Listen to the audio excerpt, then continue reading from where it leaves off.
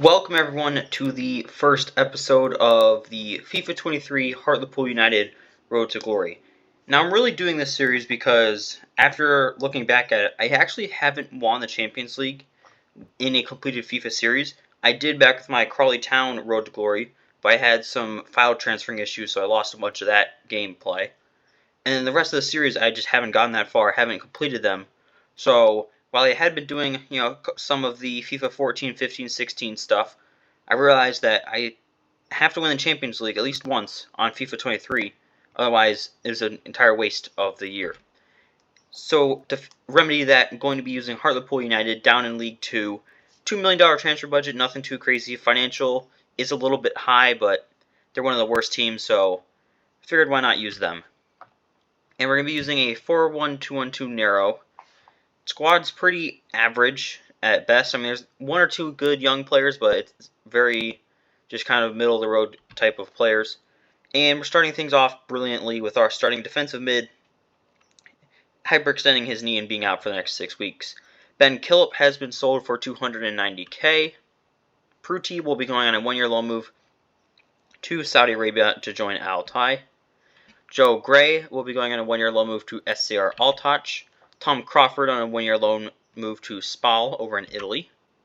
Nicky Featherstone tore his calf. He's out for 2 months. Another great bit of news to start the season off. Oliver Finney is joining Crawford on loan at Spal for a year.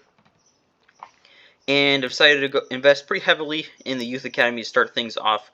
4-star scout going to Saudi Arabia to get some playmakers. 1-star scout going to Australia, get some strong players, and 1-star to New Zealand.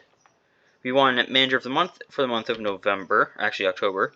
And now it's time for our first played game of the series, traveling to the Crown Ground to face off against Accrington in the FA Cup. The lineup that we're going for is pretty much what it was at the beginning of the season. Haven't added anybody to replace anything. Feel like it'll do decently well. Accrington are a weaker League One squad, so we'll see how things go. Here are the highlights. Losing possession here.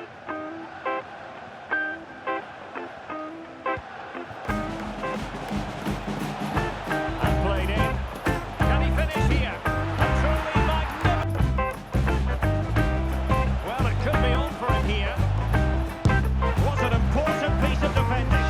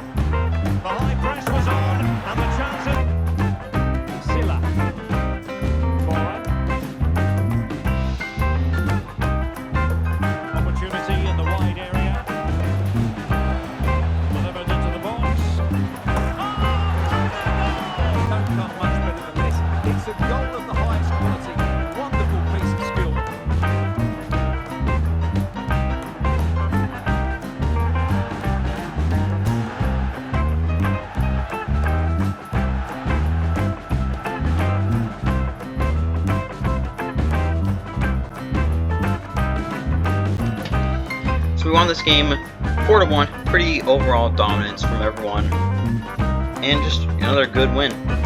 Halfway through the calendar year in the league, 5 points off of 5 points off the playoff spot.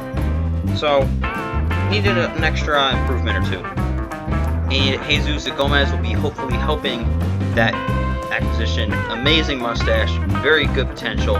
He's physical and he's quick, so exactly what I want in a defensive midfielder. Then we have Hawassawi joining the team's Saudi Arabian center mid. Just a pretty good player. Potential isn't that great, but dynamic potential can remedy that. Zahar Al-Dossari, good dribbler. That is pretty much about it, so it'll be interesting to see how we can work him into the team. Next round of the FA Cup, we drew against Reading. We lost the game 3-1. Hawassawi has been sold to The Gerfors IF, I believe, over in Sweden. Al Dossary has been sold to FC Joa over in India, and Jesus Gomez to IK Sirius in Sweden. Nicky Featherstone will be joining Northampton at the end of the year once his contract expires. Kieran will be sold to Bristol Rovers for just under $250,000. Wes McDonald will be joining Forest Green once his contract expires.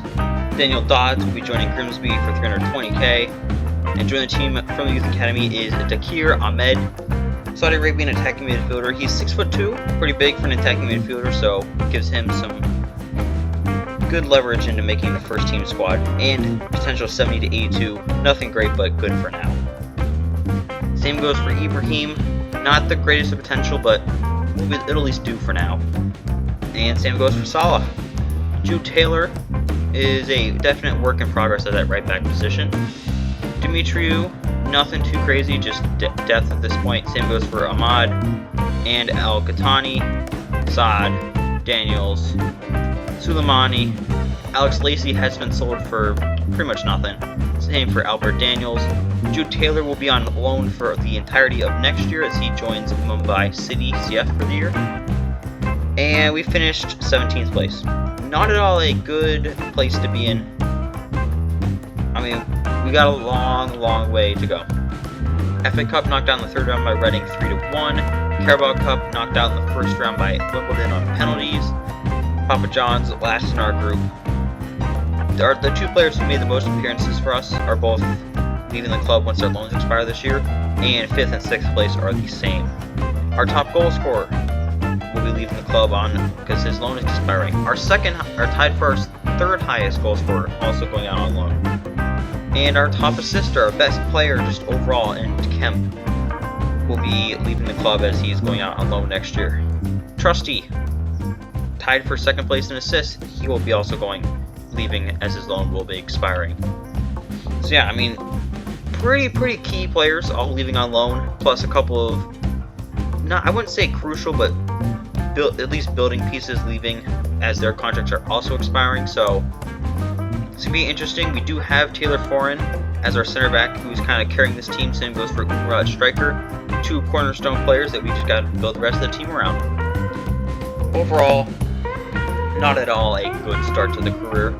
So we'll definitely have to work on that in the future. But this is where I think the team is going to look like heading into next year. Like, it's nothing too crazy, but I think that the 4-2-3-1 narrow, at least having a solidified formation, plus with a bigger investment in the youth academy, can hopefully make this work. But it's all going to come down to luck if we're relying on the youth academy this much. And I have to kind of rely on the youth academy that much because the board has strict financial requirements. So I understand there was a risk when I took the job, but still would like a little bit more leeway in buying some players. But heading into next episode, I think we just gotta either invest in the youth academy if they keep these financial restrictions as high as they are, and if they don't, definitely go out and sign a couple of young players or probably even first team quality players to just immediately improve the squad. So hopefully you guys enjoyed this episode. Subscribe if you want to see the next one, and I hope to see you all in episode 2.